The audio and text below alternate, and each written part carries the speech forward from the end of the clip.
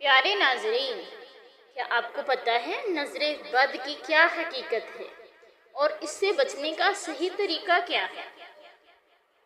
سنت کے مطابق اگر ہم اپنی زندگی بسر کریں گے تو انشاءاللہ دنیا آخرت میں کامیابیاں ہمارا مقدر ہوگی۔ نظر بد برحق ہے۔ اللہ تعالیٰ فرماتے ہیں وَإِن يَكَادُ الَّذِينَ كَفَرُوا لَيُزْلِقُونَكَ بِأَبْصَارِهِمْ، سورۃ القلم ہے، آیت نمبر 51 ہے۔ تو قریب ہے کہ کافر اپنی تیز نگاہوں سے آپ کو پھسلا دے۔ رسول اللہ صلی اللہ علیہ وسلم نے فرمایا العین حق ولو کان شیء سابق القدر سبقته العین۔ نظر بد برحق ہے اور اگر کوئی چیز تقدیر سے سبقت لے جاتی تو وہ نظر بد ہوتی۔ اسی طرح نبی صلی اللہ علیہ وسلم نے فرمایا لا رقیۃ الا فی عین او حمۃ۔ رقیہ شریعہ نظر بد اور کسی چیز کے ڈسنے سے کرنا چاہیے۔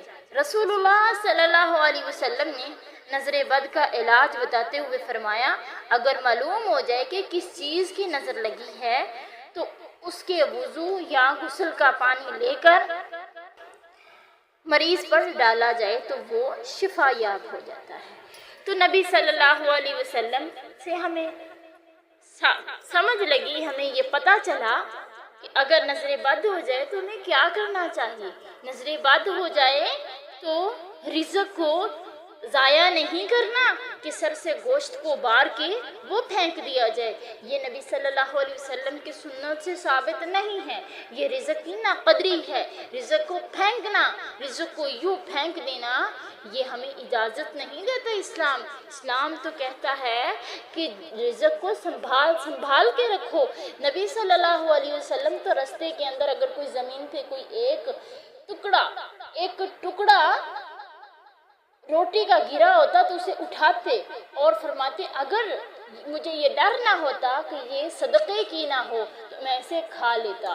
آپ صلی اللہ علیہ وسلم اس ڈر سے نہیں کھاتے تھے کہ یہ کہیں صدقے کی نہ ہو، اور صدقہ نبی صلی اللہ علیہ وسلم کی آل پہ حرام تھا۔ تو اس لیے اگر نظر ہو جاتی ہے، نظر برحق ہے، تو اس صورت میں ہمیں کیا کرنا چاہیے؟ جس کی نظر لگی ہو اس سے وضو کا پانی لیں۔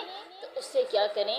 جس بچے کو نظر لگی ہے اسے اس پانی سے غسل دلوائیں، اس پہ وہ پانی چھڑکیں۔ مزید ایسی ویڈیوز دیکھنے کے لیے آپ ہمارے چینل کو سبسکرائب کریں، ویڈیو کو لائک اور شیئر کریں، اور اگر آپ کو کسی قسم کا